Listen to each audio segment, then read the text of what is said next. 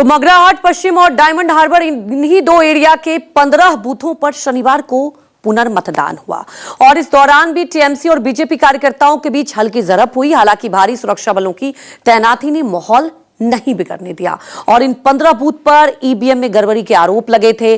पुनर्मतदान में भी रिकॉर्ड तोड़ वोटिंग ने सबको हैरान कर दिया। टीएमसी ने आरोप लगाया कि मगराहट के बूथ नंबर 127 पर सुरक्षा बलों ने हमारे कैंप में तोड़फोड़ की और कार्यकर्ताओं से मारपीट की। घटना के बाद टीएमसी समर्थकों में नाराजगी भी है।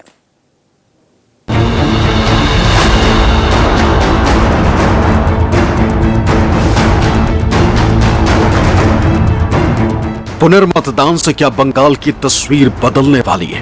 क्या बंगाल की बाजी अब की बार ममता दीदी के हाथ से निकल जाएगी? इसी सवाल के जवाब का इंतजार बंगाल ही नहीं बल्कि देश के एक बड़े वर्ग को है। चुनाव आयोग पर सवाल ना उठे, इसी को लेकर शनिवार को 15 बूथ पर फिर से वोटिंग कराई गई। दरअसल 29 अप्रैल को इन बूथों पर दूसरे फेज की वोटिंग के दौरान ईवीएम से छेड़छाड़ और झड़प की शिकायत मिली थी। इसके चलते दोबारा वोटिंग का फैसला लिया गया। ये सभी बूथ दक्षिण 24 परगना जिले में आते हैं। इनमें से मगरहाट पश्चिम के 11 और डायमंड हार्बर के 4 बूथ पर फिर से वोटिंग हुई। नया मुख्यमंत्री शपथ ग्रहण लेने का बाद 15 दिन का भीतर हम लोग व्हाइट पेपर पब्लिश करेंगे जो कितना पैसा पिछले 15 साल में चोरी करने के लिए ये लोग ऐसे लुटाया है। जनता ने जो मतदान किया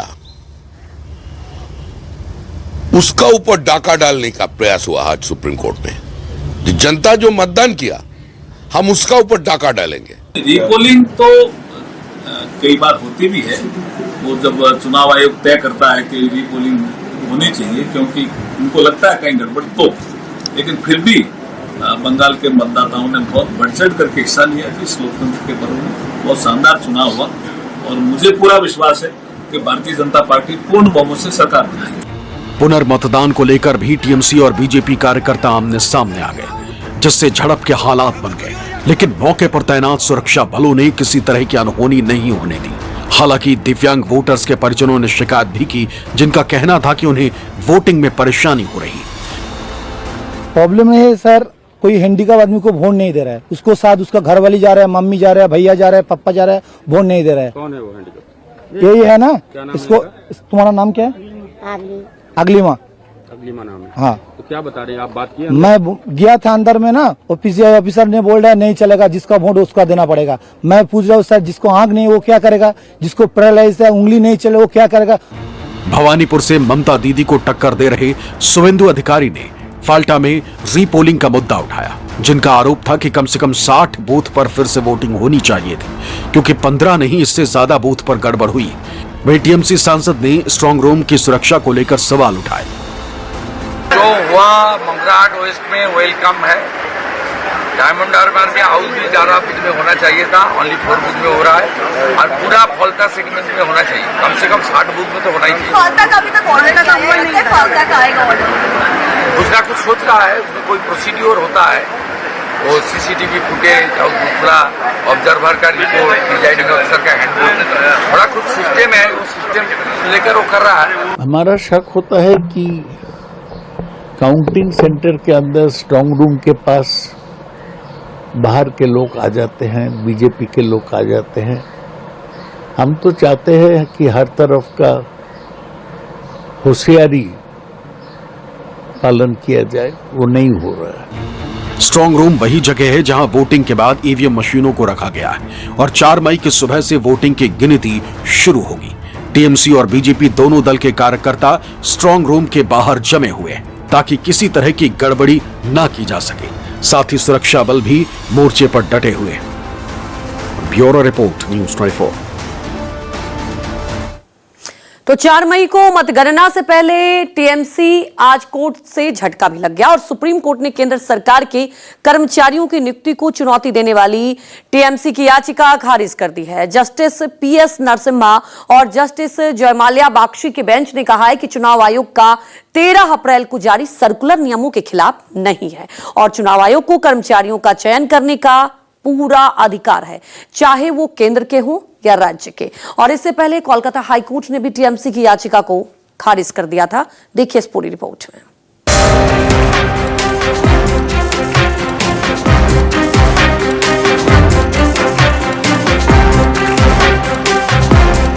पश्चिम बंगाल, जहां चुनाव सिर्फ वोटों की लड़ाई नहीं बल्कि सियासी वर्चस्व की जंग बन चुकी।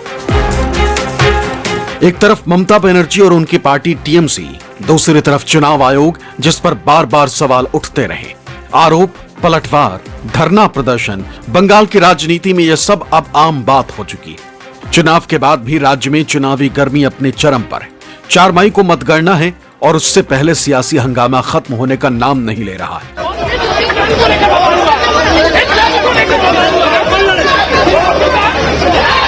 लेकिन इस सियासी टकराव के बीच ममता बनर्जी को सुप्रीम कोर्ट से एक और झटका लगा। दरअसल काउंटिंग में केंद्रीय कर्मचारियों की तैनाती के खिलाफ टीएमसी की याचिका को सुप्रीम कोर्ट ने खारिज कर दिया है। अपने ऑर्डर में सुप्रीम कोर्ट ने कहा 13 अप्रैल 2026 का चुनाव आयोग की तरफ से जारी सर्कुलर ही लागू रहेगा, अलग से कोई आदेश जारी करने की जरूरत नहीं। जस्टिस पीएस नरसिम्हा और जस्टिस जॉय माल्या बागची के बेंच ने कहा कि चुनाव आयोग का सर्कुलर नियमों के खिलाफ नहीं है और चुनाव आयोग को कर्मचारियों का चयन करने का पूरा अधिकार है, चाहे वो केंद्र के हों या राज्य के। टीएमसी की तरफ से सीनियर एडवोकेट कपिल सिब्बल ने दलीलें पेश की, लेकिन कोर्ट ने मानने से इनकार कर दिया। आपका जो मेन स्ट्रीम मीडिया है वो जो कोर्ट में हुआ है उसके अलग खबरें चला रहे हैं। ऐसी खबर के हमारी जो याचिका है वो डिसमिस हो गई। ये अपने आप में गलत है। साथ साथ में मुझे ऐसा लग रहा है क्योंकि ऑलरेडी तो एक माइक्रो ऑब्जर्वर है ही सेंट्रल गवर्नमेंट नॉमिनी का, तो आप दूसरा क्यों चाहते हो? और अगर चलिए आप रख भी रहे हो तो फिर एक राज्य सरकार का भी नॉमिनी रखो जो आपका सर्कुलर का खुद कहता।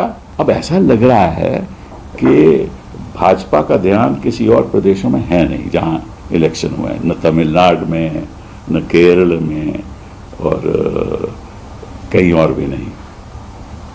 तो असम में तो हम देख ही रहे हैं क्या हुआ।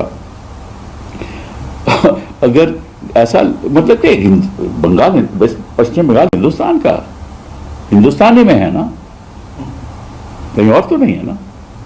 तो ऐसा लग रहा है कि वहां एक सीज हो रही है। मैं ममता जी से कहना चाहता हूं, आज भरोसे का सवाल आपके खुद के ऊपर है। जब आईपैक के ऊपर रेड हुई तो ये पहली बार ऐसा हुआ जबकि कोई मुख्यमंत्री स्वयं वहां पहुंच गई, अर्थात उनको अपनी पुलिस और अपनी राज्य सरकार की एजेंसी पर भरोसा नहीं था। पॉइंट नंबर 2, वो वहां पर खुद अंदर गई, अर्थात उनको अपने पर्सनल स्टाफ पर भी भरोसा नहीं था। पॉइंट नंबर 3, उन्होंने खुद उठाकर वो हरे रंग की फाइल अपने हाथ में रखी, अर्थात उनको अपने किसी निजी सहयोगी पर भी भरोसा नहीं था। तो जब भरोसा स्वयं तृणमूल कांग्रेस की सरकार को अपनी ही सरकार अपने कर्मचारियों और अपने ऑफिस पर नहीं है, तो यह इसलिए है क्योंकि जनता का भरोसा पूरी तरीके से उठ चुका है।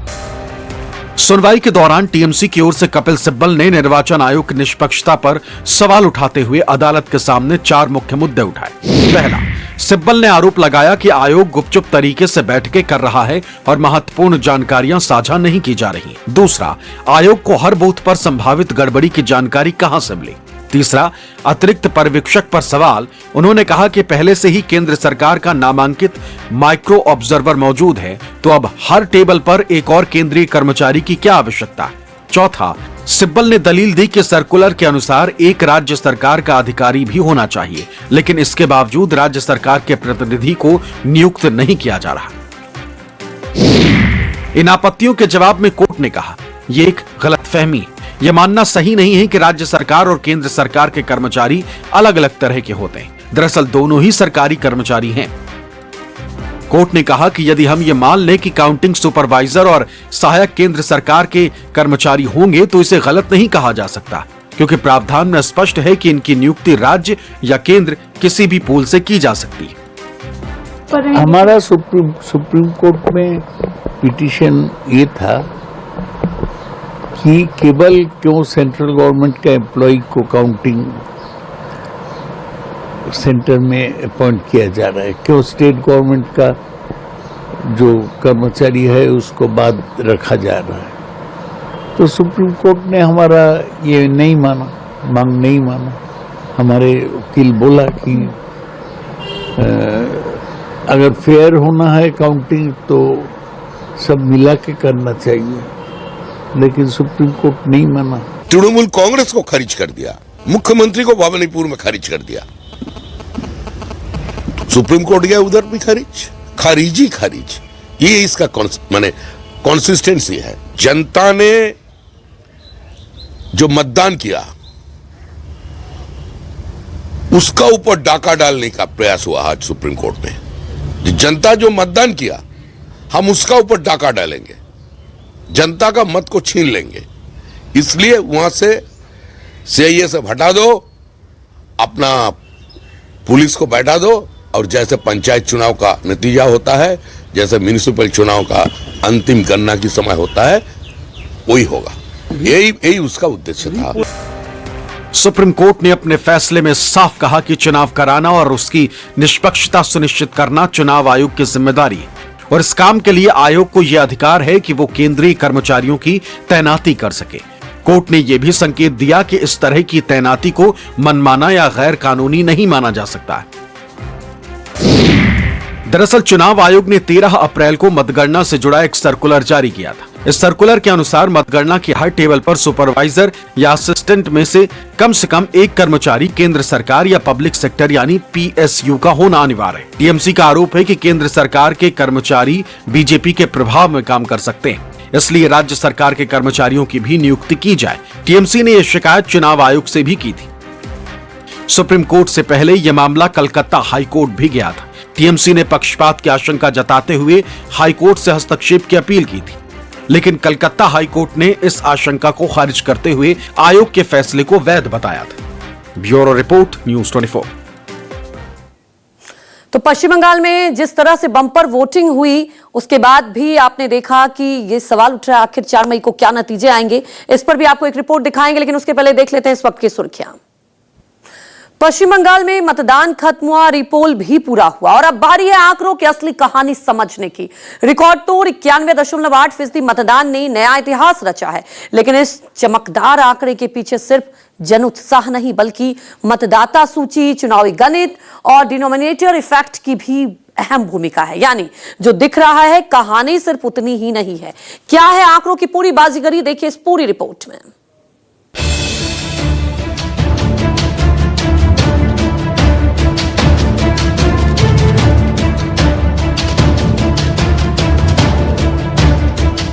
पश्चिम बंगाल में 2026 का मतदान प्रतिशत 91.8% रहा।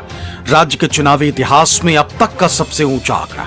सुनने में लगता है कि लोकतंत्र ने इस बार बंगाल में शतक ही ठोक दिया, लेकिन चुनावी आंकड़े भी राजनीति की तरह होते हैं, मुस्कुराते बहुत हैं, बताते कम हैं। साल 2021 में बंगाल में 7,34,00,000 मतदाता थे।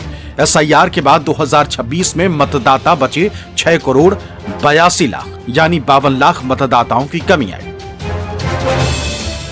अब गणित का सीधा नियम, जब आंकड़ा छोटा हो जाए तो प्रतिशत अपने आप लंबा दिखने लगता है।